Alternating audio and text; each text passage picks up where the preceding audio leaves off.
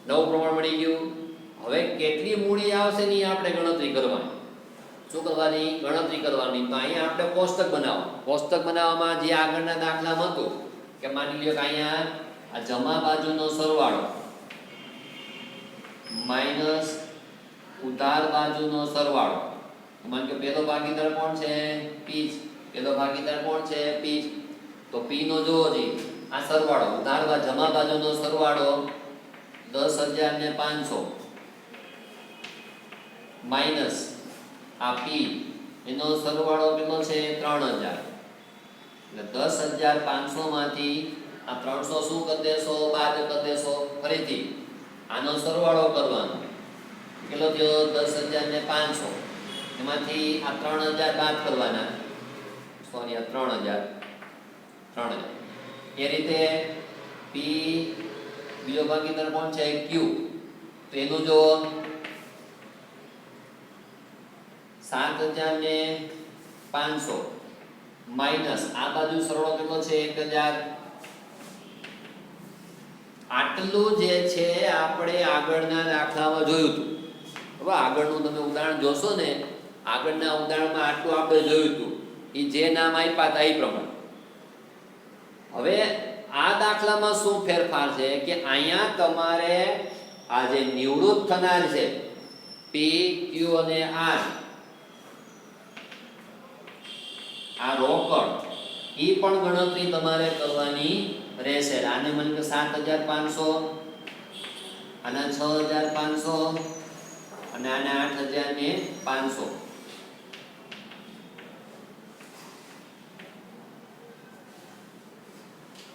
કેટલા આવ્યા? 22,500 આવ્યા. આ 22,500 ને કયા પ્રમાણમાં? નવા પ્રમાણમાં વહેંચણી કરવાની. તો અહીંયા મેં જે છે ને આ 8,500 લીધા. જો આગળનું ઉદાહરણ જુઓ તમે. આગળનું ઉદાહરણ જો એમાં જે આપણને ગણતરી આપી છે, ગણતરી આપણને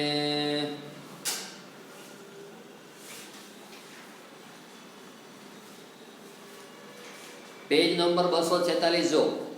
પેજ નંબર 246 ઉપર આપણને પેલા આવેલા જ આપ્યું જો કે L ની મૂડી 1,90,000 માઈનસ 17,000 1,73,000. પછી N ની મૂડી 1,03,000 માઈનસ 12,000 એટલે કેટલા? 91,000. તો જો એ જ વસ્તુ મેં અહીંયા કરી. આ જમા બાજુનો સરવાળો, આ ઉધાર બાજુનો સરવાળો 7,500 આવ્યા. પછી અહીંયા જમા બાજુનો સરવાળો માઈનસ ઉધાર બાજુનો સરવાળો કેટલા આવ્યા? 6,500 આવ્યા. પણ મેં આમાં 8,500 પ્લસ કર્યા. જો આમાં મેં 8,500 ક્યાં? આ નિવૃત્ત થનારને જે રકમ ચૂકવવાની છે એ મેં અહીંયા પ્લસ કરેલા છે. જ્યારે ઉદાહરણ આપણે આગળનું જે જોયું 21મું ઉદાહરણ જે જોયું એમાં નિવૃત્ત થનારની રકમ એમાં પ્લસ નથી થઈ. તો બેયનો તફાવત સમજી લો. શું કામ ત્યાં પ્લસ નથી કરી? આમાં શું કામ નિવૃત્ત થનારની રકમ પ્લસ કરી? એ સમજી લો. આ દાખલામાં આપણને એવું સ્પષ્ટ કહી દીધું છે કે નિવૃત્ત થનારની લેણી રકમ રોકડમાં ચૂકવવી. નિવૃત્ત થનાર જે છે એની લેણી રકમ શું કરવાની? નિવૃત્ત થનારની લેણી રકમ રોકડમાં ચૂકવવી એવું સ્પષ્ટ આપણને કહી દીધું છે. એટલા માટે આ દાખલાની અંદર આપણે જે છે નિવૃત્ત થનારની લેણી રકમ કેટલી આપણે એવી છે? 8,500 મેં પ્લસ કરી. આગળનું ઉદાહરણ જોવો જ 21મા ઉદાહરણમાં હવાલો જુઓ.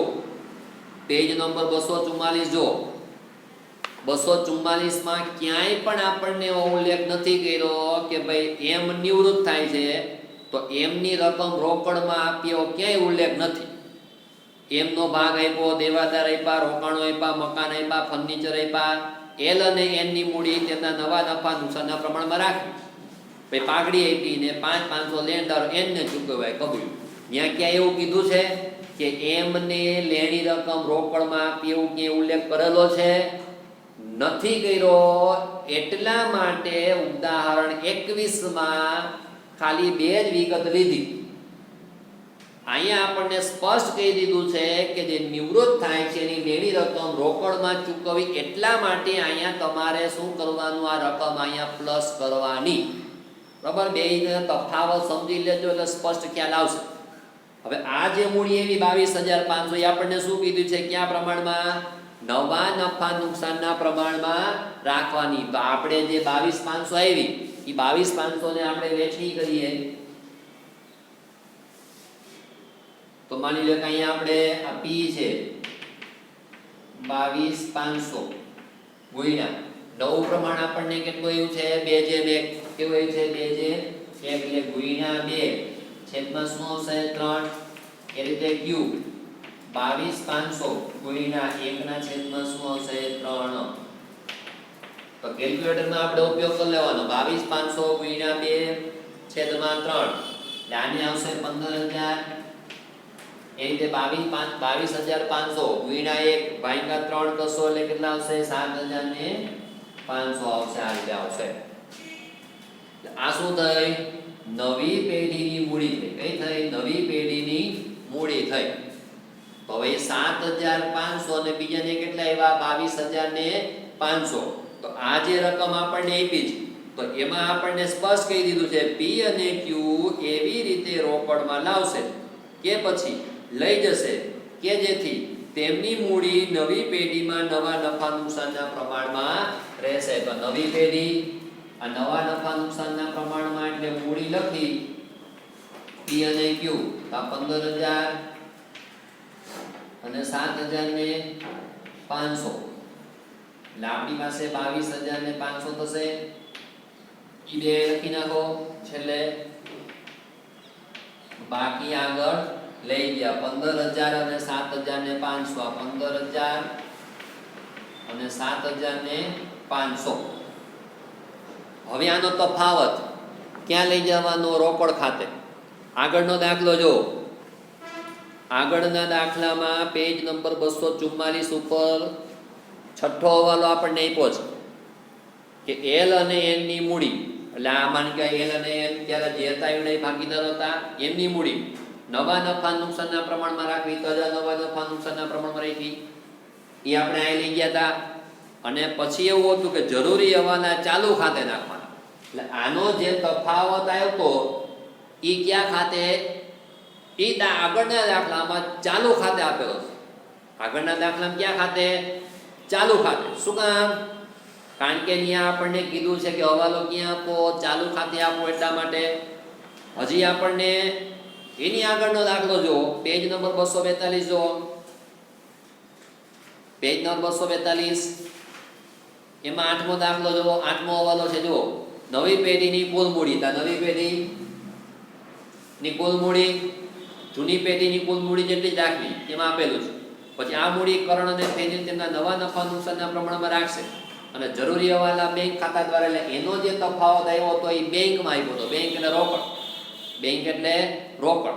એટલે તમને જ્યારે એવી સૂચના આપે કે નવી પેઢીની નવી મૂડી કયા પ્રમાણમાં રાખવી કીધું હોય, એટલે હંમેશા તમારા અહીંયા તફાવત નીકળશે.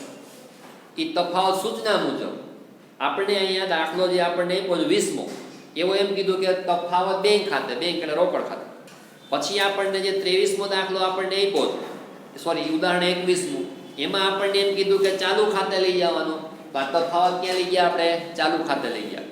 22મું ઉદાહરણ જે આપણને આપ્યું છે અત્યારે જે આપણે 22મું કરી છે એમાં શું શબ્દ આપ્યો છે કે પી અને ક્યુ એવી રીતે રોકડમાં લાવશે કે જેથી લઈ જશે જેથી નવી પેઢીમાં નવા નફા નુકસાનના પ્રમાણમાં રહે.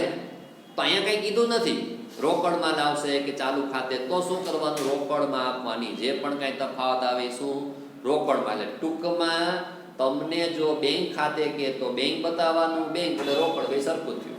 તમને કે ચાલુ ખાતે બતાવવાનું તો ચાલુ ખાતે આપવાનું.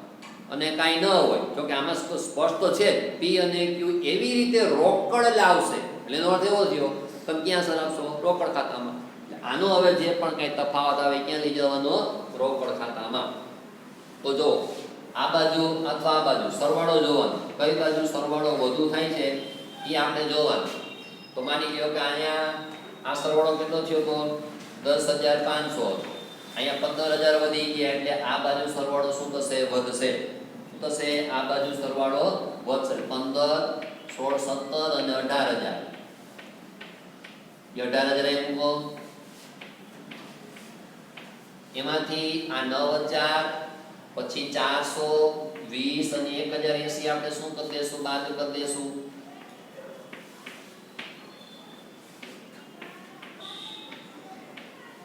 કેટલો જવાબ આવશે 8500 ફરીથી એક વખત ટોટલ કરી લ્યો ભૂલ નથી થતી ને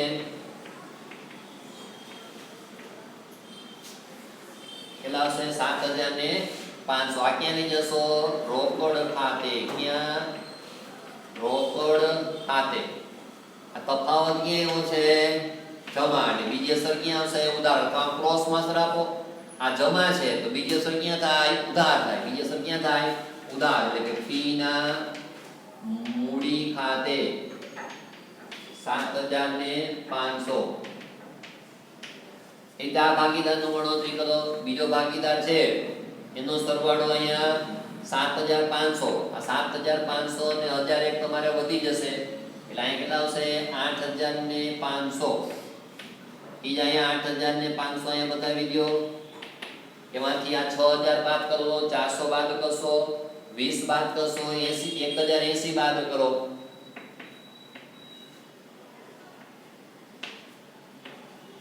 એટલે કેટલો તફાવત આવશે 1000 આવશે તફાવત એ બાજુ છે જમા બીજી અસર ક્યાં થાય ક્રોસ માટે ઉધાર આપશો ઉદાહરણ અહીંયા Q ના મૂડી ખાતે કેટલા આવશે 1000 આનો સરવાળો કરો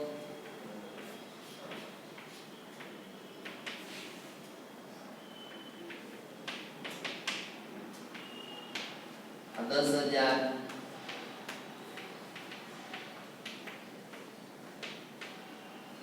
બાકી આગળ લઈ ગયા એક વખત પાછો સરવાળો કરી લેવાનો એટલે કઈ ભૂલ નથી ને એટલે ખ્યાલ આવી જાય આપણી પાસે કેલ્ક્યુલેટર છે કેલ્ક્યુલેટરનો ઉપયોગ કરવાનો આ એક 1500 ક્યાં બતાવશું આપણે અહીંયા રોકડ બતાવી દો રોકડ ઓબ્લિક કઈ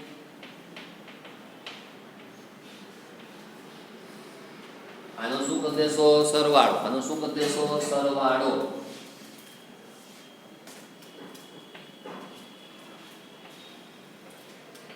બે બાજુ સરવાળો કેવો થવો જોઈએ સરખો થવો જોઈએ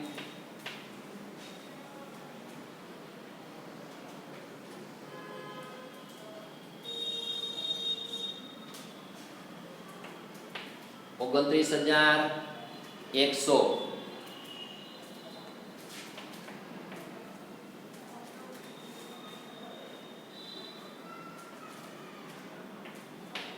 બે બાજુ કેટલા થશે 29,100 તો આપણો જવાબ કેવો કહેવાશે સાચો કહેવાશે એટલે ખાસ તો પાઘડી જે છે એ સમજવાની એકો એક નિવૃત્તિમાં ખાલી પાઘડી જે છે એ જ સમજવાની છે અને જનરલી દાખલા તમારે આવા જ હશે કે અહીંયા નવી પેઢીની કુલ મૂડી કેટલી છે એ નહીં આપી હોય એ તમારે ગોતવાની એવા જ દાખલા તમને જનરલી વધારે પડતા પૂછાશે એની અંદર